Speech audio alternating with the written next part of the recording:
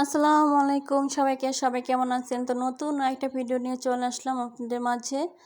তো এই যে রাত্রিবেলা তো বৃষ্টি আসছিল, সকালবেলা আমি বারান্দায় এসে দেখি একবারে বারান্দার অবস্থা খুবই খারাপ। আর এই দেখেন ছাদটা তো ভরে গেছে পানি দিয়া।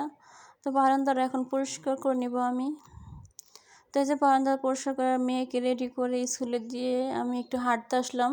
তো এটা একটা মেডিকেলের মাঠে যে গাছ টাছ লাগানো, অনেক ধরনের জংলি গাছ হয়েছে এখানে। তারপর কিছু গাছ এই যে ফুল গাছ আছে এখানে একটু লাগানো। তো কিছুক্ষণ হেঁটে তারপরে আমি এই যে বাসায় চলে যাব মেয়ের নিয়ে। এই যে একটা ফুল ফুটছে অনেক সুন্দর। তো এই যে হাঁটার পরে এই যে বাসায় চলে আসছি মেয়ের স্কুল থেকে নিয়ে। তো বাসায় আসার পরে মেয়ের আর ছেলে বলতেছে বিরিয়ানি খাবে। তো ওদের জন্য এই যে বিরিয়ানি রান্না করবো আমি। তো বেশি একটা কিছু ছিল না বাসায়, অল্প একটু মাংস ছিল, মুরগির মাংস। সেটা দিয়ে আমি এই যে বিরিয়ানি রান্না করব এখন।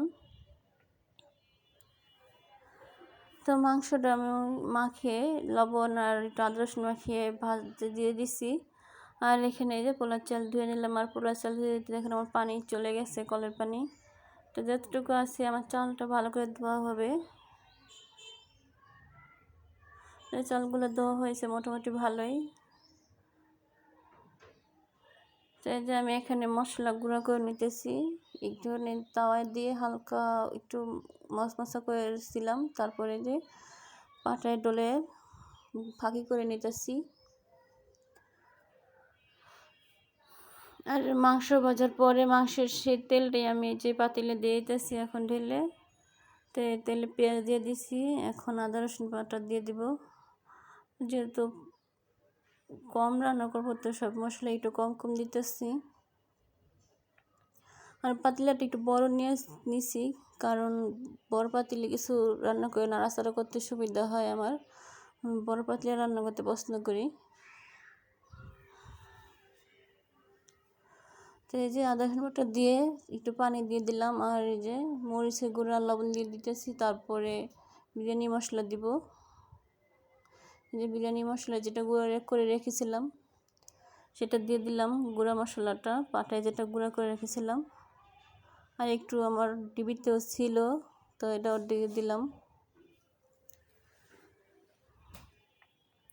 যে আলু দিয়ে দিলাম, এটা হচ্ছে গোল আলু, যে ছোটো ছোটো লাল আলুগুলা। আর তারপরে যে মাংস দিয়ে দিছি, ভাজা মাংস। আর এখন এই চাল দিয়ে দিব, কারণ মাংসটা তো ভাজা। চাল দিয়ে ভালো করে নাড়াচাড়া করে কষিয়ে তারপরে দিব।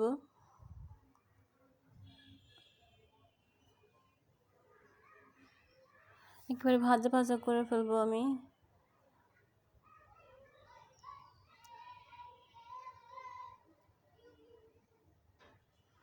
আর এরকম নাড়তে নাড়তে কিন্তু হাত ব্যথা হয়ে যায়, তো আমি একটু নাড়ি, আবার একটু থেমে থাকি, তারপরে আবার নাড়ি।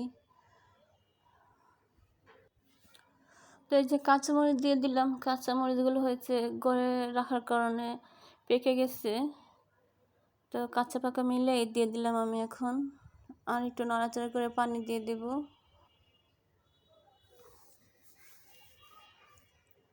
এই যে পানি দিয়ে দিলাম, পানি দিয়ে তারপরে কেওড়া জল টল যা দেওয়ার তা দিয়ে আমি ঢেকে দেবো এটা।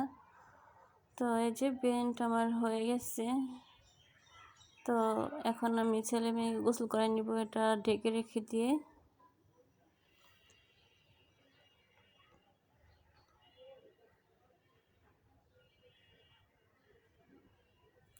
তেজদেরকে গোসল করে খেতে দিলাম। আর প্রতিদিন হচ্ছে আমার ছেলের আমি খাওয়াই দিই। আজকে আমার শরীরটা খুব একটা ভালো নয়, এই জন্য ও নিজে নিজে খাইতেছে। আর এই যে মোবাইল দেখতেছে, আমি খাওয়াইলে তখন আর মোবাইল দেখতে দিই না, আমি ধরে খাওয়াই দিই। দেখেন যেহেতু একা খেতেছে তো মোবাইল দেখতেছে এই জন্য।